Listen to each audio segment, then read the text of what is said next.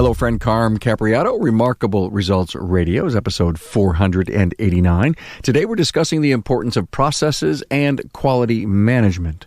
Do you really know how important these are to run a super successful shop? Well, shop owner Louis Altazan, who studied under Dr. W. Edwards Demming, who's the father of quality management, is here to stress the importance of processes and systems. And a lot of people are reluctant to make a change because they may think, well, this is not perfect. Well, it doesn't have to be perfect. It just has to be better than what you got now. And then you keep improving it.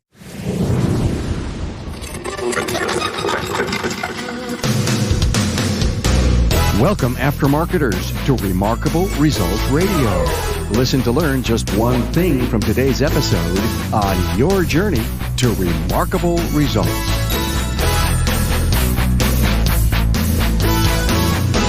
Hello, friend Carm Capriato, the aftermarket podcast guy and the founder and host of Remarkable Results Radio podcast. You know, at a recent industry event, I heard from people that expressed their appreciation for the powerful content library we have, over 650 plus episodes. Now, do you know we have 4 different podcast formats?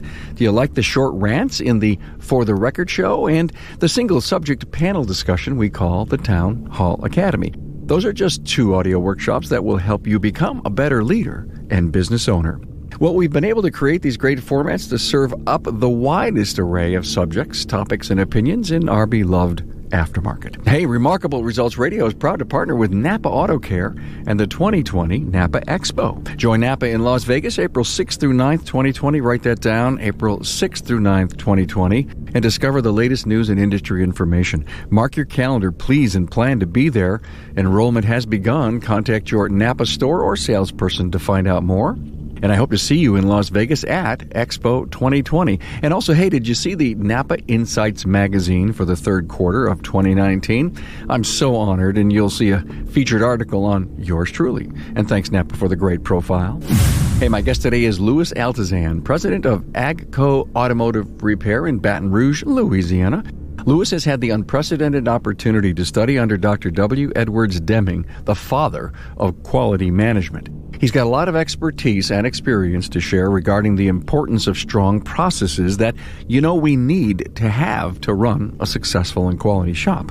Louis's extensive knowledge regarding the processes and systems of quality management puts him at the top of our list regarding the topic, a topic that I'm sure you'll enjoy and will make you thirsty for more. Louis shares with you how to become a continuous improvement leader. Find the show notes at remarkableresults.biz/E489. And if you can't describe what you're doing as a process, well, then you don't know what you're doing. A warm welcome to Louis Altazan from AGCO Auto in Baton Rouge, Louisiana. Hello there, Louis. Hi, Carm. How are you this morning? I'm great. Well, we got together from a recommendation of a friend of mine, Matt Fonslow, who followed you in IATN and totally loves the area that you are just fascinated with and always have been your whole life, and that would be total quality management, continuous improvement. And it all came, as you and I spoke, from W. Edwards Demming, who you've met and known. Yeah, I studied with Dr. Demming for 8 years. So I can't imagine the kind of processes that you have going in your shop. I mean, you guys are like a well-oiled machine on how it works. Well, we do things maybe just a little bit different than the way the norm is done. When I got into the automotive repair business, I approached it much the same as everyone else did. And I started looking for benchmarks, people who are doing better than myself. And as I looked around, I just really didn't find exactly what I was looking for. Okay. And after many, many, many years, maybe 20 years of stumbling around and trying different things, I decided just to maybe try a totally different approach, which is what we did. And so our form of management, it more closely relates to a manufacturing model than it would, say, to a service model. When you hire new technicians and come in to that kind of model, the processes, is it a long learning curve, or do they say, "Wow, this makes so much sense"? Carm, I've been able to retain my technicians for a long, long period of time. My oldest guy's been with me over 30 years. The next one's 29 years. The next one's 27, and on. But so it's been a while since I've hired anyone. But technicians seem to get it. they get it a lot more than management or owners get it. When you explain it to it, most technicians' mind is very logical, I find, and they're looking for answers anyway. That's what they do, and they get it a lot faster than management. I know when I used to post on IATN, most of the accolades I would get were from techs, and most of the the resistance I would get from shop owners. And that goes back to when it was Dr. Demming, I do believe, right? And when he went to Japan and they fell in love with him because they were a war-torn, ravaged company back then. And, right. And the story goes is that no one from the U.S. wanted to hear him because we were all in prosperity mode back then. Well, we were. Yeah, and that it took many, many years for the whole TQM movement to really hit the U.S. It did, and it never really caught on. What most managers in the U.S. want to do is more or less a cafeteria plan. They'll look at the program and they'll say, well, that's good, that's good. No, that not so much.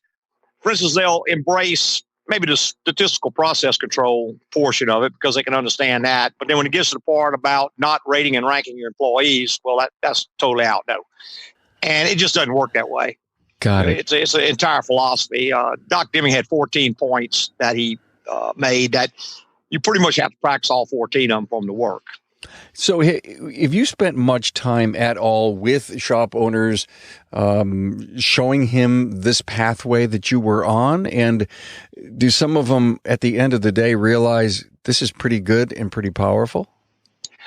I have had a limited number. One is a shop owner in Baton Rouge, gentleman who used to work for me years ago, decided he wanted to go off on his own. So I told him I'd be more than happy to. And we studied together. I taught him. He already knew quite a bit about the program just from being with me. He has a very, very successful business now, doing similar to work to what we do. And we refer clients back and forth. Mm-hmm. Another was a very good friend of mine in another town, which started his business out following the philosophy. Unfortunately, he's passed away now, but his business was quite successful up until the point where he got sick. So you weren't able to take this and make this a contagious process improvement thing. I mean, were you ever said, hey, Lewis, come out and speak to our 20 group? I have spoke to a number of groups, really more outside of the automotive repair business. We won a Total Quality Management Award in Baton Rouge back, I think, 1994. And part of that receiving the award was to speak to a lot of the community businesses. And most of the businesses that I did speak with, they got it and they really like it. Some of them have even kept in touch with me today. But in the automotive industry, no, not so much. So we're in this mode of our industry that we're kind of in a growth mode. Many of the single shop owners are looking to grow. There's a consolidation movement going on in our entire industry and succession planning. Never been more important than ever, Lewis, to have processes in play that work and that are constantly improving. It's almost like the time for TQM and Dr. Demming stuff is right now. Yeah, well, it's always a time, Carm. When times are good, Demming works very well. But when times are bad, he works even better. Got it. Because you'll be a much more powerful company. You can survive the lean times so much better. And I think what has more or less spoiled the automotive repair business is that it does well in spite of itself. It's a pretty lucrative business. And that's one thing that attracted me to it. If you look around a great deal, you'll see that for the most part, even terribly run shops make a living. And well-run shops do pretty well. So you studied under Dr. Demming for, I think you said 8 years, and yes, you sir. started to make improvements inside of your business.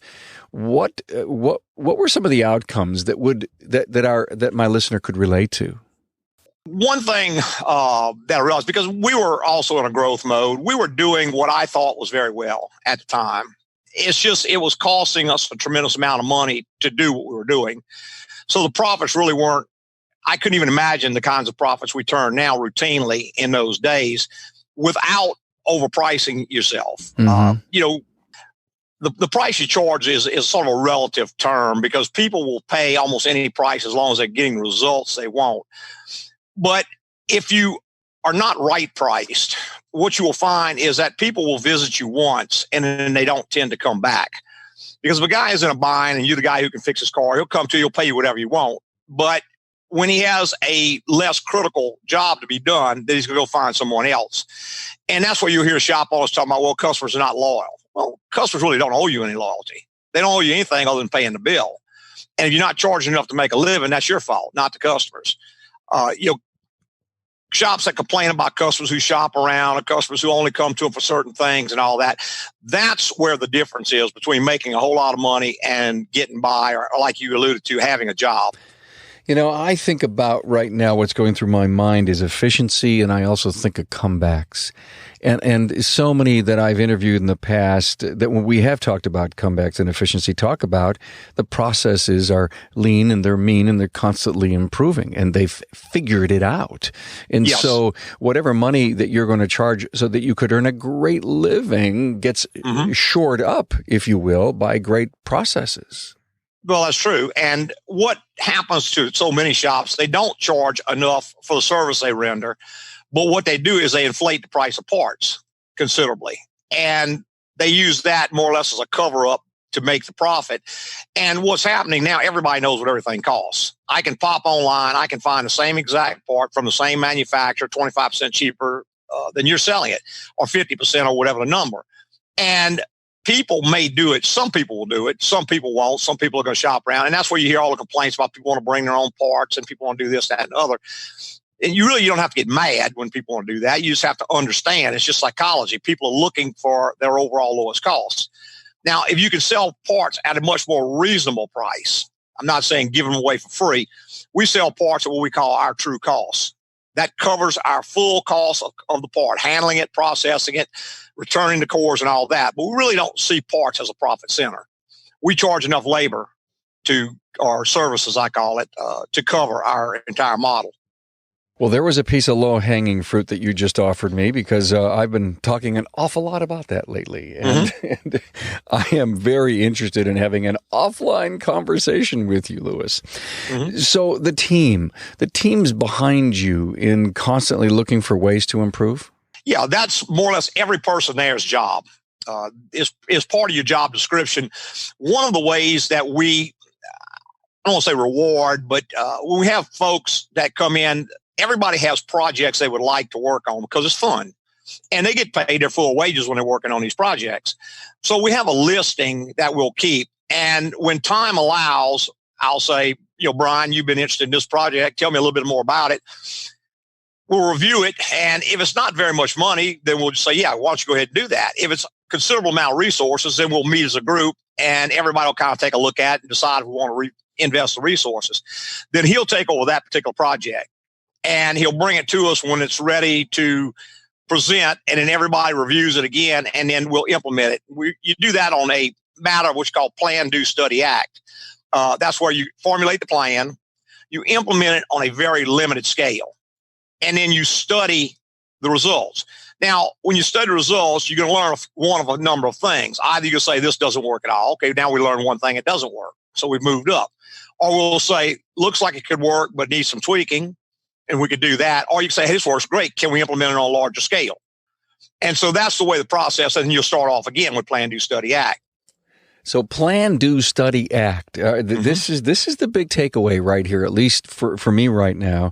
And what you're saying is that every process, or as you say, project, should have that kind of structure behind it. Yes. What happens, Carm, if you'll notice, like, an example of a business that really doesn't work very well might be the United States government, where they'll come in, they'll study a problem, they'll see a problem. So they've got the plan, they implement the plan, but no one ever studies it to see if they got the results they intended, and it never goes away. It just continues on forever. And the same thing can happen in business, particularly if management is pushing the programs and they kind of fall in love with them. Management may come up with an idea, implement it, but nobody ever studies, is this really having the intended consequences? Okay, you're the TQM expert here and the Demming guy.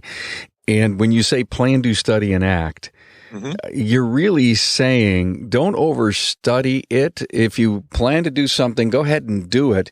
And then on a small scale. Small scale, okay. Small scale. You don't want to bet the far future of the company on it, naturally, but you can implement it on a small scale. And a lot of people are reluctant to make a change because they may think, well, this is not perfect. Well, it doesn't have to be perfect. It just has to be better than what you got now. So, and then you keep improving it. So don't overanalyze anything. What you're saying is you can really never figure out if it's going to work unless you at least get started. A lot of times that's true. Yes, you can get to paralysis by analysis, where Bingo. you just study, and again, you never act. Hey, it's Carm here with news about the new Napa Smart Sign, previously known as the digital menu board. I like to think of it like a silent salesman on a TV near your service desk. It's an easy way for you to increase customer awareness of your current promotions and educate them about needed repairs and service. In other words, having a Napa Smart Sign will supercharge your sales. Napa Auto Care tests have shown 1 out of 5 consumers ask for a repair or service they've seen on the board. And targeted promotions resulted in double-digit increases. One auto care shop owner said, "I've received amazing feedback. Customers are actually asking for additional services they see on the screen." Now that's what I call getting results. You choose the content for your Napa Smart Sign from a library of auto care services and repair topics. The Smart Sign comes with preloaded content. Just about anything you can think of is available, from alternators and alignment to wiper blades and wheel bearings. There are over 150 topics to choose from. Templates can be customized with your location branding for a professional look. Some of the options include customer reviews from Kukui, Demand Force, or MechanicNet, live news, and even the weather. Whatever content you choose, it's preloaded for you. Just as important, it's easy to change your services, prices, and video content anytime you'd like. Plus, the latest Napa national promotions are downloaded to you automatically. Of course, having a Napa Smart Sign gives your auto care center a professional, state-of-the-art look and feel that tells customers, "I'm on top of my game." Now, that builds trust, which means recommendations are accepted more readily and customers spend more. Find out more about what Napa Smart Sign can do for your business. Talk with your servicing Napa store owner to find out more about the Smart Sign and all the other reasons to become part of the Napa Auto Care family, the largest network of independent repair shops in the country. And I love what you just said. An example, you say you give one of your guys a project. Can you give me an idea of what a project could have been in the last couple of years? Well, one thing we did, we noticed that the shop was not as clean as we'd like it to be. And one of the reasons is because a lot of stuff was laying on the floors, parts off of cars, things that really don't have a place to go. So we decided, if we were to build closets inside of our shop, then we'd have a place to put these things. We could organize them with shelves. They would stay organized. Parts wouldn't get lost. We wouldn't be tripping over them. So Brian brought this to my attention. He says, "I got an idea. Try it. Sounds like a great idea. Why don't we try it in your area first?" So we built one closet. It didn't break us. We had a carpenter come in, build this thing. We tweaked it 3 or 4 times to get it the way he wants it, but he absolutely fell in love with it. Well, at this point, everybody else's shop is kind of looking at, well, when am I going to get mine? So now you don't have to announce to the shop, we're going to do this, and kind of force it on. Everybody kind of starts getting interested in it. Well, I'd like mine to be like such and such and such. Okay, well, let's try that and see how it works. And again, you study it. Did it have the intended consequence? Well, yeah, the shop's about 30% cleaner than it was before. So can we improve this? Or can we make it bigger? Well, we did make it bigger. We built workbenches and all into the cabinet system to where it's all one system, all fabricated into the walls. We have drawers in the walls. We have all these things where there's a place for things. So if you take a part off of a car, you don't just leave it lay on the floor. You put it in the closet part. Obviously, if you just take it off and go put it right back on, we got a cart, you'd keep it on until you put it back on. But jobs that drag out for more than a number of hours or a number of days in many cases. In the case of a brake job, you're taking off some old rotors and old pads, maybe even a Correct. Caliper. Is that going to go in the junk bin or in the closet? Well, those would work on a cart, just a roll around cart. All right. And all the parts would go on the cart until the job was completed. Then the cart would be rolled to the core storage area. Whatever's getting recycled cores goes there. The other goes out to recycle as far as the rotors and all that are being disposed of. Wow. How lean you guys must be as far as less steps and you're not falling over stuff. Yes. Well, it's very nice. We've got the floor of the shop is painted white. And we've got a huge amount of lighting. We originally built the building. We had neon lighting. We came back, upgraded that to LED lighting. We also have skylights. I don't remember the exact candle power that we achieved at work height. I had measured that at one time. And it's up to about where an office or a library would be. that amount of light in the shop. So if you drop something, it's immediately obviously where it went. You don't have to go look for it. The white floor. White floors. Yes. And if you really want to, our guys all wear white shirts. I'm just blown away. Well, our shop uniform is black trousers with a white shirt. Wow. And you might say, why a white shirt? Well, because number one, it's a little more difficult to keep a white shirt clean in the shop. So it makes you think about cleanliness all the time. And the guys wear surgical gloves when they're working. The gloves get dirty, peel them off, throw them away, another pair on.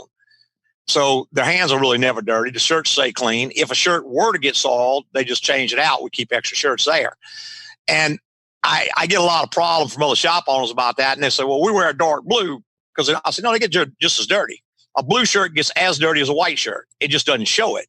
I don't want to hide the problem. I want to solve the problem. Listen to this guy. I mean, these are just great ideas. And it all came from your studying of from Dr. Demming, the father of quality evolution. I think that was a moniker that he had. Take me back to those 8 years that you spent with him. And were you like, just can't wait to get back and start this stuff? I mean, give me a few minutes on it. Well, I didn't have a student loan, so I still had to work. But whenever Demming was in an area anywhere around me, I would travel to where he was.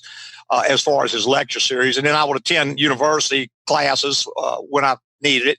And I had another young man working for me at that time who could run the front. So I could take off for a matter of days, sometimes a week at a time. But again, I was still operating a business. And I'm more or less bootstrapped. I didn't go and borrow a bunch of money to do this. And the good side of that is when you get through, you don't have a big debt on your head. Yeah, you had to be then fascinated with total quality management, just to follow this guy. Well, it just made total sense to me. I had studied several other systems and several other people over the years, and they just never seemed to hold water. Their philosophies would fall apart on some level. Demming is the first thing I ever came across that just fit right across the board. There's nothing in it that didn't work for me. Do you have everything written down in manuals? At one time we did, Carm. Nowadays we write down a lot less simply because everybody's on board. That's probably not a bad idea when you're getting started. I've got binders with slides and presentations and things that we used to use training our own people in-house. But at this point, it really becomes more or less unnecessary. It's kind of like meetings. We really don't have meetings. I don't like the idea of me. I always felt that a meeting is sort of a monument to the ego of the guy who calls a meeting and horrible experience for everybody else who's forced to attend. Rather just walk over and talk to the people. If you have to dress more than one or two, you might get everybody together for a few minutes standing up, discuss what you need to discuss, and move on. Yeah, a toolbox meeting. But you're right. You can have death by meetings just to have meetings. But, if every meeting has a timeline and a purpose, right. I still believe that they're valuable because you actually, meetings should be about listening to your people. And right. Occasionally you have an agenda to put out. But I'm a brand new tech. One of your 30-year guys says, hey, Louis, it's been great. I'm out of here. I'm going to retire. Me and the wife, we're going to sell a house and we're going to drive around the country. So you lose somebody. A new person comes in because you're so, if you will, process driven. Is it the culture of the process driven that I could come into your place and assimilate in a very short amount of time how to do everything? I think anyone who wants to and can fit into the process. What we do, Carm, is we try to always have a list of people who are potential employees. Okay. Even though we explain to them, we may not be hiring for the next 5 to 10 years. But when we meet people, or when I meet people that I think would be a good match for me, make contact with them, interview them. We'll go ahead and put their name in a file. Now, at that point, we don't forget about them. We invite them to all our functions. When we have in-house training, we invite them, even though they're working somewhere else at the time. And we start to bring them into our culture slowly. It may take 4 to 5 years before an opening will become available. Got it. But that way, I've got a ready list of people who are probably going to fit into the culture. Once you come in, I'll know pretty quickly whether you're going to work out. And some people just don't. Some people have been in the standard system, flat rate, so long, they're just not ever going to trust anybody. I mean, they've been messed over so many times, they're just not ever going to buy in. But most people do. Some it takes longer, some not as much. But generally, most people do. I remember I had a flat rate tech that I really wanted, but he'd been working flat rate all his life. He was very, very distrustful of our salary system. And so what I told him was, well, I'll tell you what, you bring the W-2 forms for the last 2 years, and what I'm going to do is pay you the average of what you made for the last 2 years plus 10%. Start. We'll review you from there, and we'll move you up from there. But I will never move you down. So that sort of got his attention. And he's still with me. So you're building a bench at all times. And I love the strategy of bringing the bench in to anything that's going on at the shop. Oh, yeah. Yeah, anything we have meetings, Christmas party, whatever we have, they all get invited. Wow. If I'm ever down there in Baton Rouge, I know where to go for a Christmas party. There you go. How long you been in business? Since 1974. Wow. That's a long time. It is a long time. It's like 45 years. Yeah, and did 5 years for other people before that. So very good. Who's running the shop right now? My daughter, my youngest daughter. Your youngest daughter. Mm-hmm. How did that come about? Well, I could see a time where I was no longer going to want to do this. And she coincidentally just needed a job. So I brought her in, and like I told her, I said, you're going to start out in the file room. And when you master that, we'll move you to the next thing. It took about 7 or 8 years for her to accumulate all the skills she needed, but she never looked back. How many hours do you put in a week? Her or me? No, you. Generally, I will go in Monday mornings, and I'll work depending. Sometimes I'll get out of there at 3 in the afternoon on Monday, and sometimes I'll work all day Monday, but generally 1 day a week. 1 day a week. Yeah. And that's just to go visit my old customers. Oh, that's cool. That's nice. So you love to hang around the shop because you can't take the shop out of the guy, right? Okay. So let's give some advice to our listener about how to be a continual improvement leader. Carm, what I find, there's 4 things that you need to know to really run a successful business. And you don't have to be an expert in any one of them.